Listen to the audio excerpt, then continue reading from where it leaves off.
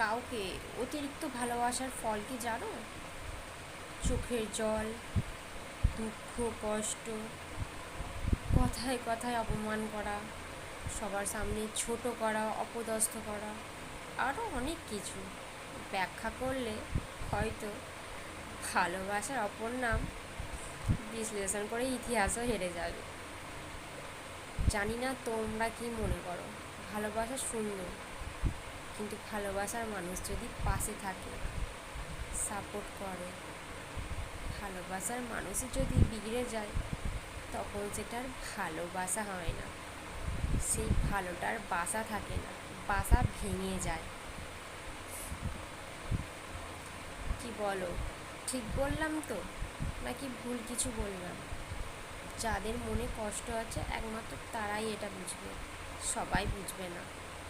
হ্যাঁ, সবারই মনে কষ্ট আছে, কিন্তু কিছু কিছু কষ্ট আছে না, যেটা কাউকে বলা যায় না। কারণ একটা মেয়েকে শ্বশুরবাড়িতে সবাই ছোট করতে পারে, কিন্তু একটা মেয়ে চাইলেই তার শ্বশুরবাড়ির পরিবারকে কারোর সামনে ছোট করতে দিতে পারে না, তাও বা যদিও সেটা নিজের পছন্দের হয়। বাবা মার পছন্দের হলে তো মিটেই গেল, সেটাও বলা যায় না, তবুও একটা বলার জায়গা থাকে। আর নিজের পছন্দের হলে তো কিচ্ছু করার থাকে না, কিচ্ছু বলার থাকে না, মেনে নিতে হয়, তাই না? কিন্তু কতদিন মানবে, কতদিন মানবে, কতদিন সহ্য করবে? মানতে মানতে মানতে মানতে একদিন তো সব পাল্টে যাবে, একদিন তুমি নিজেই বদলে যাবে, বা একদিন হয়তো তোমার নিজেরই মুখ খুলে যাবে। আর তখন তোমাকে সবাই কি বলবে? যে বাবা মা কি শিক্ষা দিয়েছে, বড়দের সাথে কীভাবে কথা বলতে হয় জানে না।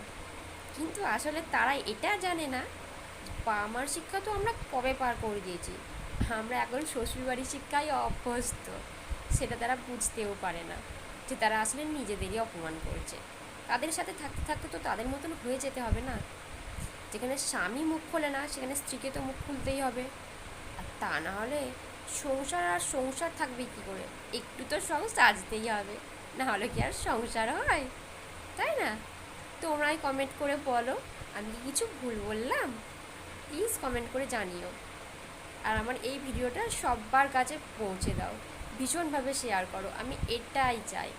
বিশ্বাস করো, আমি চাই এই ভিডিওটা আমার শেয়ার হোক।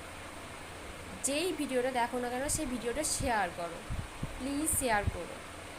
তবে হ্যাঁ, যাদের মনে লাগবে তারা শেয়ার করবে অবশ্যই। যাদের আমার কথার কোনো মূল্য থাকবে না, তারা কি আর থোড়ি না শেয়ার করবে? তাও টাটা।